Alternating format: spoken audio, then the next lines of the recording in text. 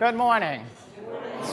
So I, in the course of my varied life and career, have done a lot of movies for Disney. I've conducted them and I've written a lot of movies for Disney. And the thing about writing for Disney is, of course, you have to deal with the corporate people and you have to deal with the marketing people and the requirements of the piece. Those are the challenging parts. But the good part is that you know that millions and millions of people are going to hear what you write. So I always try to slip in a little new thought. So I had the attention of a lot of 15-year-olds when I did music for the Lizzie McGuire movie. So I was asked to write this song. You're always asked, it has to be a specific song about something specific. But this is the piece of new thought that I stuck into the Lizzie McGuire movie. Okay?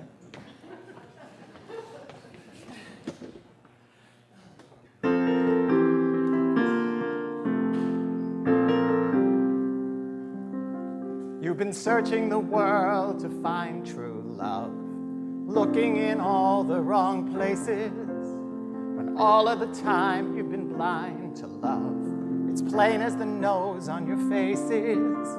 It's here, it's now. Open your eyes and see it right here, right now. Open your eyes to love.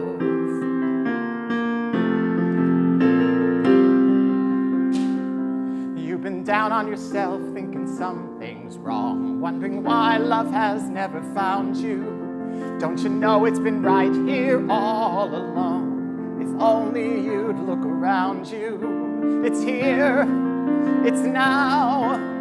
Open your eyes and see it right here, right now. Open your eyes to love. Love has been right by your side, so close that you couldn't see. If love could speak, it would shout to the sky. I've always been here, I always will be. I'm here, I'm now. Open your eyes and see me right here, right now. Open your eyes to love. Open your mind to love. Open your heart to love.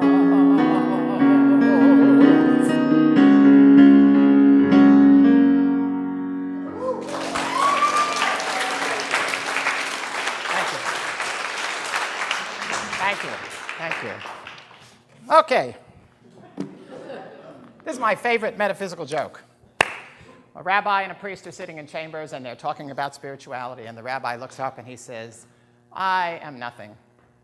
And the priest looks up and he says, I am nothing. And the janitor is walking by and he hears them and he says, I am nothing. And they both go, oh, look now who thinks he's nothing. Now, the reason this joke has always resonated with me is that it speaks to a very basic confusion that many of us have about new thought. Because we seem to live in the physical world, we often think that we're using spirituality and spiritual principle in order to manifest things in the physical world. We begin to think that physical things are the point, that money and success and a boyfriend or a girlfriend or a husband or a wife are the object of life. And this creates tremendous confusion. The first thing we have to understand, if anything in New Thought is to make any sense whatsoever, is that we do not live in the physical world. Our entire lives take place in the invisible world of experience. When something happens in the outside world, the only thing we actually experience is thoughts and sensations. The only way we ever register that anything happens is through thoughts and sensations. Thoughts and sensations are non-physical. Something happens and we experience a tingling or a pressure or an emptiness, and we have a thought about what this or that sensation means. Now, for instance, your physical heart could be pounding, but your experience of what it's like to have a pounding heart is what I'm talking about. That's the only thing you experience. In our world of experience, which is where we live, that's all that happens. So we experience everything only non-physically, only in the non-physical world. The sensations we experience in any given situation, which seem to come unbidden and over which we don't seem to have any control, are based on whatever thought we're holding based on the past, though often we will be aware of the sensations before we're aware of the thought. So for example, we ask someone out on a date and they say no. This experience itself does not have any intrinsic meaning. It doesn't in any way predict the future or say anything about who we are. It also doesn't tell us what the other person is thinking or what is motivating them to say no, even if they themselves tell us. Right? Okay. We have daters in this room, yes. Often when we tell people what we're thinking, we're telling them our interpretation of what we think we're thinking, or telling them what we think they might want to hear. If in our earlier life we were taught by parents or circumstances to think that we're worthless, and thus are holding that basic thought about ourselves, we might have a sinking sensation in our stomach when someone turns us down for a date, and take on a thought like, nobody will ever go out with me. I'm alone for the rest of my life. I don't know, I just flashed on this. I have a friend who's, Nancy Lamott, a singer friend of mine, was at the White House, and these people were with her. And one friend knocked on the other person's hotel room door, and he said, "Who is it?" And he said, "Turn down service." And he opened the door, and he said, "I wouldn't go out with you if you paid me."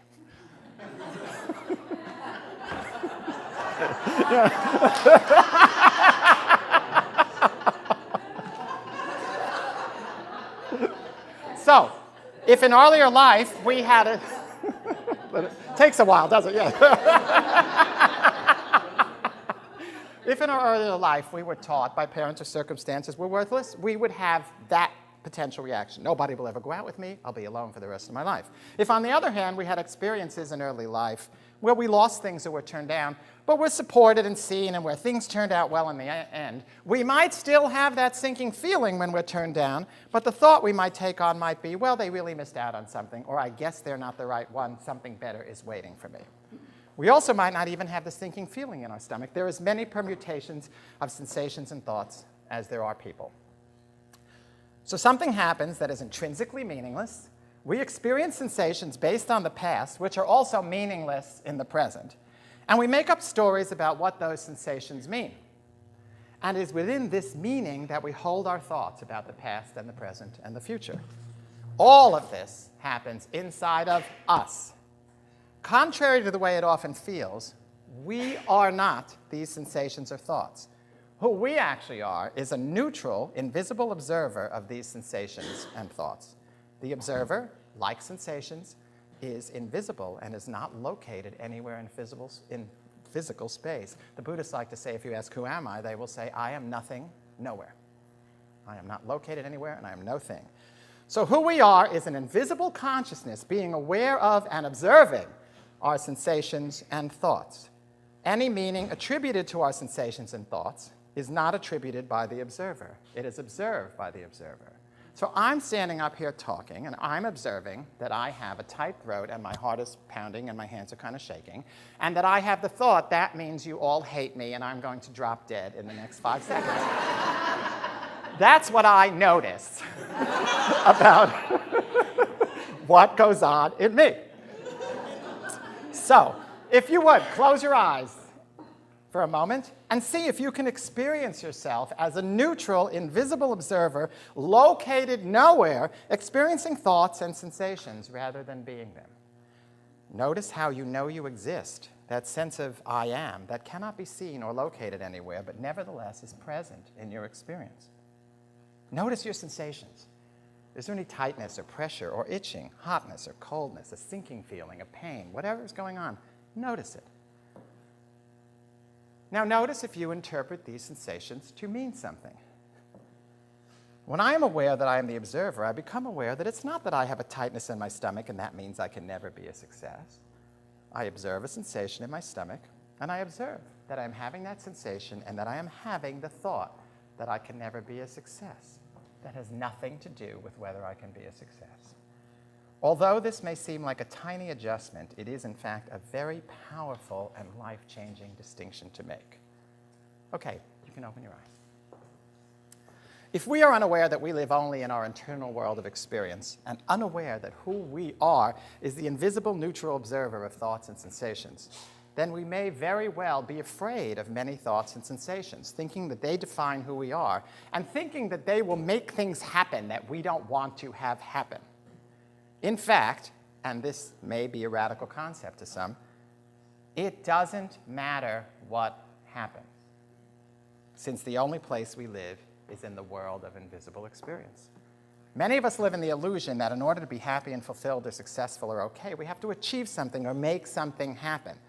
But in fact, what happens has no relationship to our experience, but only reveals time and time again what we're already thinking. That's why someone can be a movie star and want to kill themselves. Or someone can have almost no money and have a great sense of contentment. Or someone can live in a studio apartment and think it's the most gorgeous place in the world while someone else is living in a mansion and is complaining about it all the time. In my show business career, I've met many people who have numerous hit songs but are constantly worried about the future. I had one friend who had his first hit song and got all excited. We went to plasticize it, at the copy place, and he turned to me and said, "One number one song, what does that mean?" I have so many friends who have more than that. He now has had 15 number one songs, still feels the same way. I've met people who I've heard complain that they're overworked and underpaid in jobs at which they make millions of dollars working only a few hours a week. Not enough. I've met wildly successful writers who are distraught that they have not won this or that award, me included. And conversely, I've met many people who are thrilled to be given any opportunity, no matter how small, people who feel their families and friends are more important than achievement, people who decide against big careers because of what they feel will happen to their equilibrium. Neither of these is better or worse.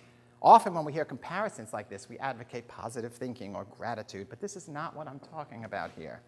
What I'm saying is that when we can observe our thoughts and sensations instead of trying to adjust them, observe them, not adjust them, instead of trying to run away from them, change or control them, we get to see what we're thinking and to be with the sensations we're having, no matter what they are. So many of us are only willing to observe the sensations we deem comfortable, or try to get comfortable when we're uncomfortable, and only willing to focus on positive thoughts and try to change the negative ones. This approach not only proves futile most of the time, since the more we try to get rid of or overcome these thoughts and sensations, the more they seem to return, but it robs us of information that is essential to our healing and to our ability to be at peace. It is, in fact, the awareness of these uncomfortable sensations and negative thoughts that gets us in touch with the information we need to truly make sense of our lives and experience ourselves and our history as whole, full, safe, and empowered in the only place we can ever experience ourselves as whole, full, safe, and empowered, inside. So if our life is lived totally on the inside, what's the point of the outside? Why strive for anything? Why have any goals? Why achieve anything? Well, let me give you an example. A shocking revelation that I had a number of years ago is that I can never see my own face. If there was a big smudge on my face, or here's a common one, a big piece of spinach in my teeth or something, I would have no way of knowing it. How many of you have gone to a party and, "Hello, darling, how are you?" and people looking at you funny because you don't realize you have spinach in your teeth. I would have no way of knowing it, except if I looked in a mirror. The mirror would immediately reflect to me exactly what was going on my face, at which point I could fix it. On my face, not on the mirror. Imagine if you looked in the mirror and said, "Ooh, I don't have enough makeup on," and you put makeup on the mirror, and you said, "There, that looks better," and you walked out of the house. That would be insane, because nothing would have changed on you. Yeah, most of us live this insanity every day in all sorts of ways. We look in the mirror of the world where we're only seeing ourselves, and we try to change the mirror. It's like standing in front of a mirror saying, "I am not budging until you move." Good luck. A mirror can only reflect exactly what's in front of it and cannot reflect something that's not in front of it. So the value of trying to make ourselves look the way we want to look in the mirror is that the only way we can do that is to make a change in ourselves. When we make the change in ourselves, the mirror will automatically reflect the change. You don't stand in front of a mirror and go, "Show me this, do that." It just does. You do that, it does that. The mirror will reflect the change, but what's in the mirror is not the point. The change is the point. So in the same way, our ambitions, our strivings, our looking at the physical world, we don't live in it, we're looking out at it from the inside, is for the purpose of making changes in our inner world of experience. The particular result, who wins, who loses, how much we end up with, who's right, who's wrong, doesn't matter at all. It's what changes, open up, is experienced inside ourselves that is the point. And what changes are we trying to make? Well, to me, what we're always working on is expanding our ability to be with the infinite gifts we've been given, to experience love, forgiveness, peace, and infinite possibilities. As I've done this work, I've come to understand that love, forgiveness, and peace are all the same thing. Allowing things, people, circumstances, and experiences to be exactly as they are. And since we only experience things on the inside, our experience of love, peace, and forgiveness are directly related to our being able to experience our own sensations and our own thoughts exactly as they are. No need to run, no need to give them meaning, no need to release or let go of anything or change anything. Just experience them. And when we can do that, infinite possibilities are open to us and are reflected in the mirror of the outside world, not because the outside world is the point, but so that we can experience them on the inside and know that we're experiencing them. This afternoon, I'm going to do a workshop called Your Inner Voice, in which we're going to use your singing voice as the mirror in which you can see that what you're thinking is showing up in the world. So if you're having a vocal problem or can't sing on pitch, we're going to demonstrate that it's not your voice, it's your mind. It's what you're thinking that is appearing as what's going on with your voice. And once we identify the negative thought, which you've taken on for a darn good reason, which will be easy because we'll see it in your singing, so we'll know what the thought is, we're going to ask you to exchange that thought for a new thought, a thought you want to take on. Now, where this work, this is the thought exchange, this is that book over there, where this work becomes interesting, is that you would think that you would feel better when you take on a positive thought. But in fact, we find time after time that when people take on the thought they want to take on, they feel more uncomfortable sensations than they did holding the negative thought. This definitely does not only apply to singing. The reason for this is that if in your early life or childhood you had a painful or negative experience when you dared to take on a positive thought, you are going to feel that pain when you dare to take one on now. So if as a child you said, I can do this, and someone slapped you across the face or told you not to be so full of yourself, you will most likely feel you're going to be slapped anytime you say, I can do this. What we all did as children who went through this in one way or another was take on negative thoughts to make sure we never take on the thought that got us slapped. And the thought that got us slapped, what we would call a positive thought. And even though we're far from the originating incident and adults, we're still taking on these thoughts to get away from the sensations that as children we deemed intolerable, but that to an adult are just intrinsically meaningless sensations. So the key to holding a positive thought is to be able to be with the discomfort that comes with it. When we can do this, we will see the world change, but it can be challenging to do. So let me ask you, who here feels that they would drop dead if they sang in public? Okay, who's willing to come up?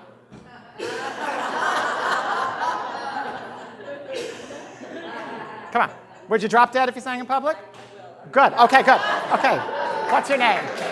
Marielle. Marielle. Okay, Marielle. I'm blushing. So you're standing up here, about to sing. Right. Notice your sensations. What are you feeling in your body? My hands are wet. Uh-huh. My face is warm. Uh-huh. I'm imagining that it's red and probably getting redder the more that I imagine that it's Notice that that's her thought. my shoulders feel a little weak. My voice is a little Shaky. yes, shaky. And what's your thought about your singing? I think I sing off key. Okay, right. So she has a thought, she sings off key. Right. Now, is there a song you know, like Let There Be Peace on Earth, that I might know, or something like that? I guess I know Let There Be Peace. Okay, so just sing me a note so I can figure out what key you're doing. Just start it. Let there Okay? All right. So you're going to sing Let There Be Peace on Earth.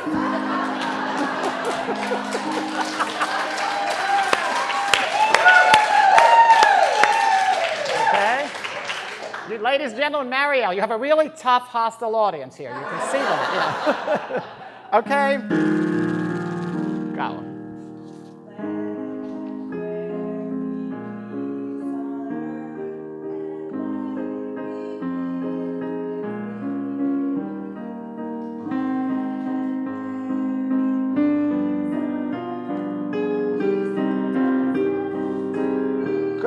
Okay, okay, okay, okay.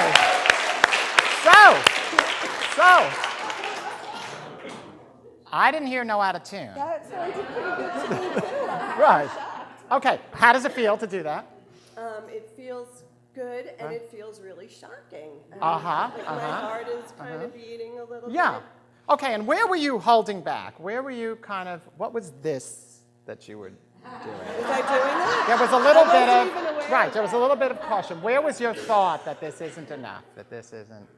Probably, where was my thought? I think I was afraid that my voice was going to crack and I would look stupid.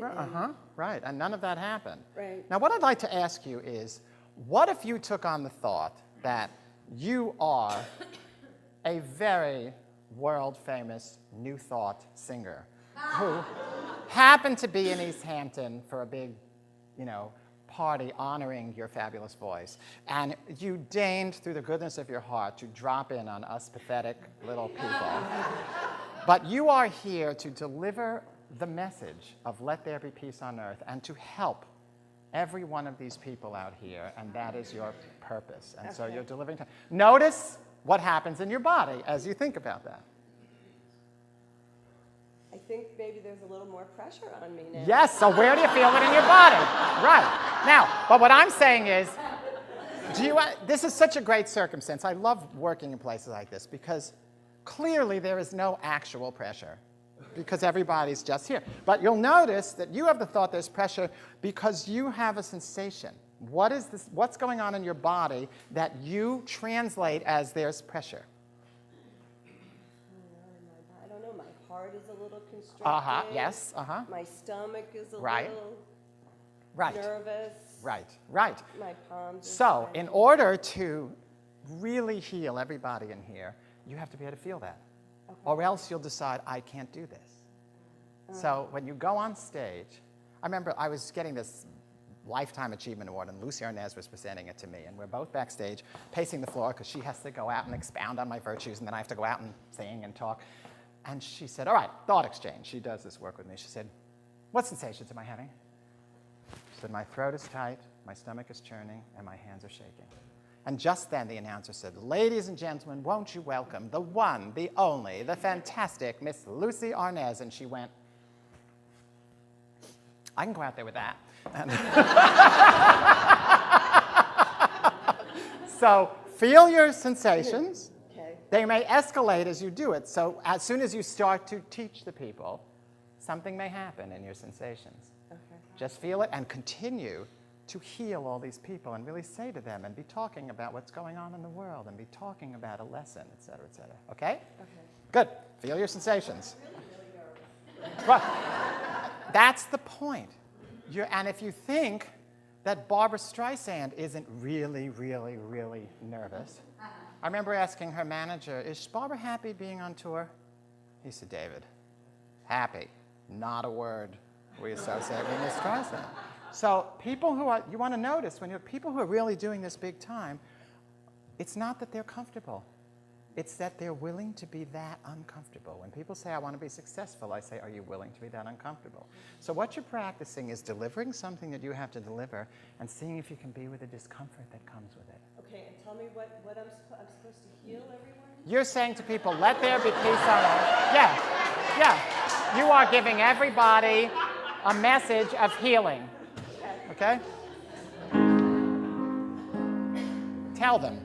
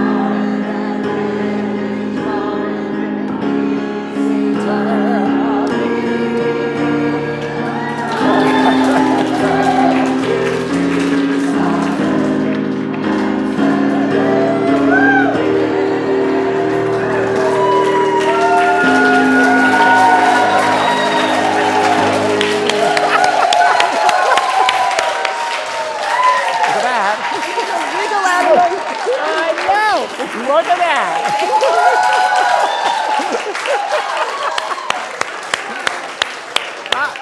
And I promise you, she is not a plant. I really feel like I am going to wiggle out of my Right. And that's what it feels like. After a performance that's particularly successful, I used to think I was going out to celebrate by having 10 pieces of cake. It's because I couldn't stand it. And that is, but you just notice. Everyone started spontaneously singing along. Everybody cheered you every time you belted. You're a fabulous belter. And good. Thank you. That was wonderful.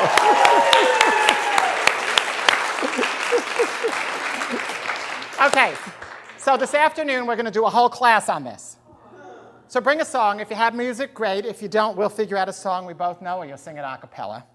You definitely don't have to be a professional singer or even consider yourself able to sing to do this workshop, although the workshop is equally effective if you are a great singer, and I know there are great singers in here. So we work at whatever level you bring in.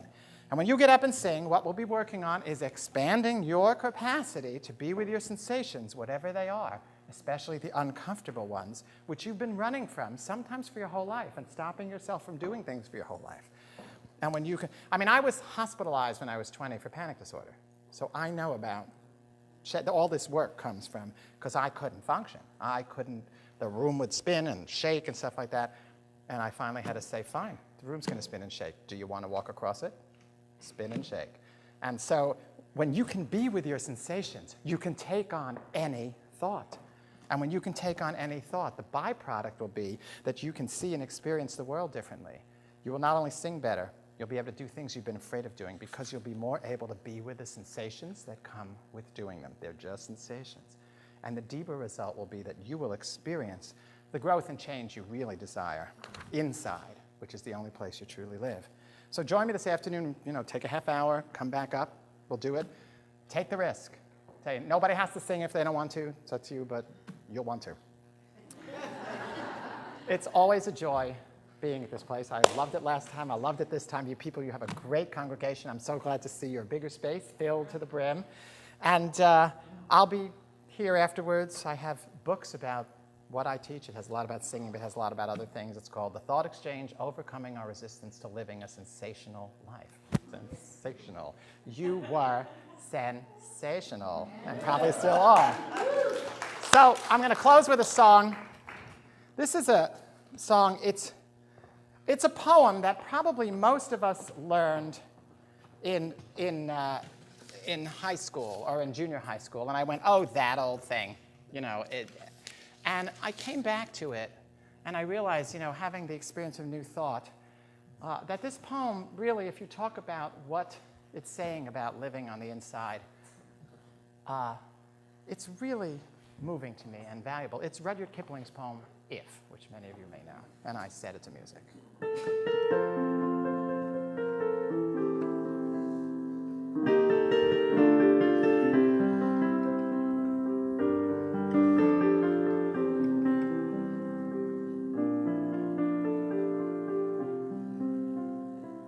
If you can keep your head when all about you are losing theirs and blaming it on you, if you can trust yourself when all men doubt you, but make allowance for their doubting too, if you can wait and not be tired by waiting, or being lied about, don't deal in lies, or being hated, don't give way to hating, yet don't look too good nor talk too wise. If you can dream and not make dreams your master, if you can think and not make thoughts your aim, if you can meet with triumph and disaster, and treat those two imposters just the same, if you can bear to hear the truths you've spoken, twisted by knaves to make a trap for fools, and watch the things you gave your life to broken, and stoop and build them up with worn-out tools.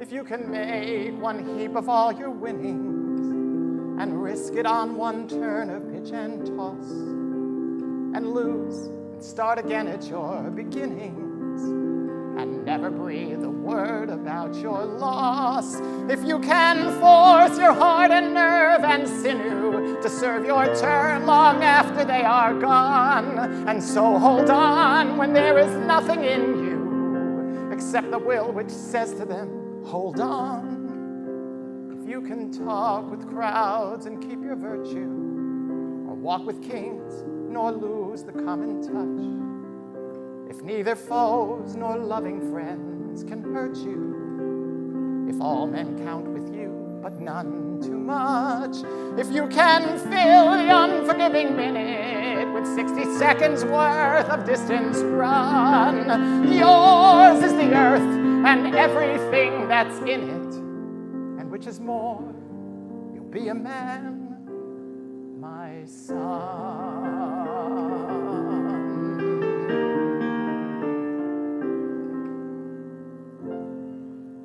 Thank you.